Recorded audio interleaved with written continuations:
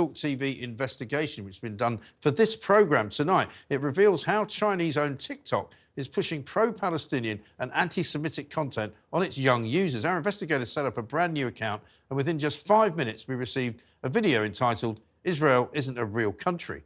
China, of course, is a supporter of the Palestinian cause, and just yesterday, TikTok was banned by the government of Nepal over fears that it was disrupting social harmony. Here's Holly Hudson with her exclusive report.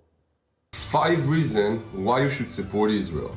Palestinians have not been having representation for the past 75 years. I stand with Israel. If you were posting, I stand with Israel. As the Israel-Hamas conflict continues, another battle is being fought on TikTok. We stand with the mothers, the children, caught in the crossfire on both sides. When did you start to ask yourself, what about Palestine? Too freaking late.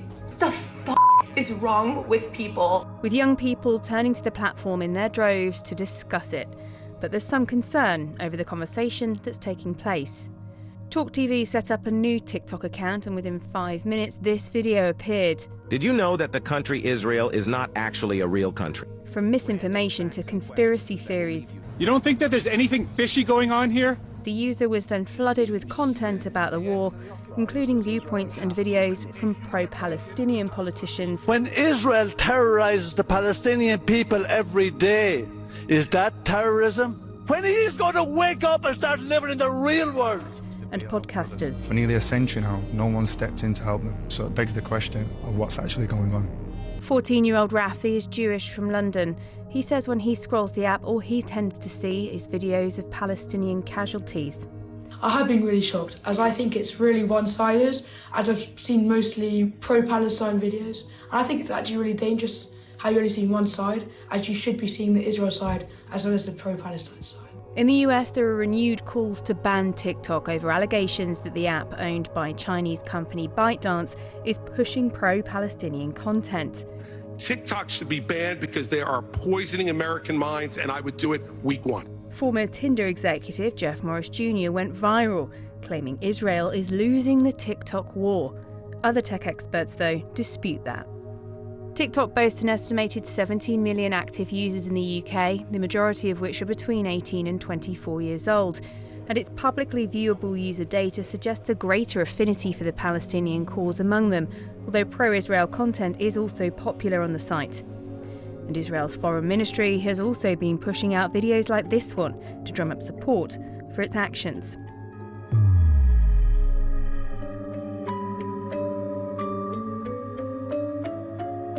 TikTok say it's simply false to suggest they're pushing pro-Palestinian content, and in a statement said, since the start of the Israel-Hamas war, we have removed more than 925,000 videos in the conflict region for violating our policies around violence, hate speech, misinformation and terrorism, including content promoting Hamas.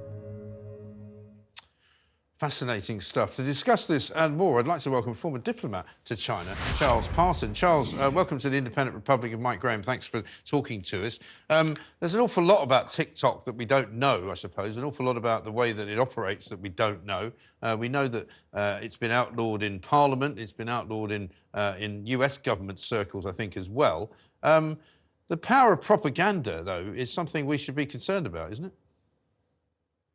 Very definitely. I mean, the Chinese Communist Party puts an awful lot of money and effort into propaganda, both in terms of traditional media, but also increasingly in terms of new media, both its own, which is TikTok, but also it's on Twitter and other uses Western platforms, which aren't available, of course, in China, many of them. No, that's the thing. And I mean, I suppose the difficulty for people trying to regulate TikTok is that, you know, you make the argument that you shouldn't be able to put certain things on. TikTok themselves say they've got rid of almost 1 million posts, which they consider to be in conflict with their values and their rules. But the trouble is, most, I suppose, what you might call people in government don't really understand TikTok, and it's most popular with very young people. So who's really watching it? Well, I think that's very, very difficult, because I think the vast majority of people are not politically inclined, and they're probably not very much swayed by it.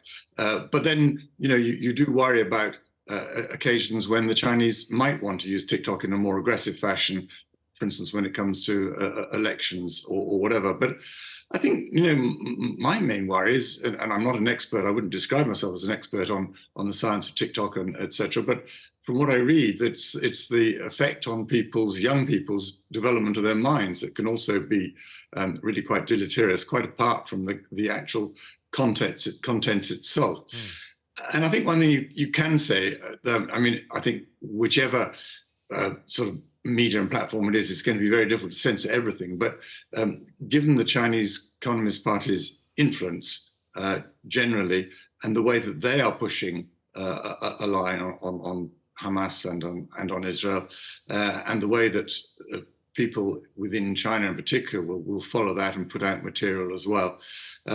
Yes, I think the chances are that it is influencing in an unhelpful way on a very sensitive topic. Yes, well, because it feeds into this sort of social justice thing that's going on both in the United States and here, where people who are younger tend to be more sympathetic towards Hamas and more sympathetic towards Palestine because they view Israel as part of the kind of the white Western society that they so despise, and they want to say has been in charge for so long and is responsible for all the ills of the world. And that's very much a movement that started in universities in the States and is now sort of running in the streets here.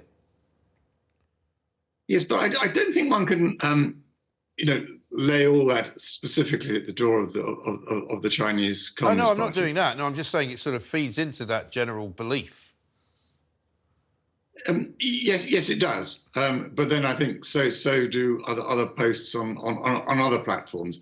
So I think if one wants to be worried about TikTok, and I think we should, this is just a part of it. There are other issues as well.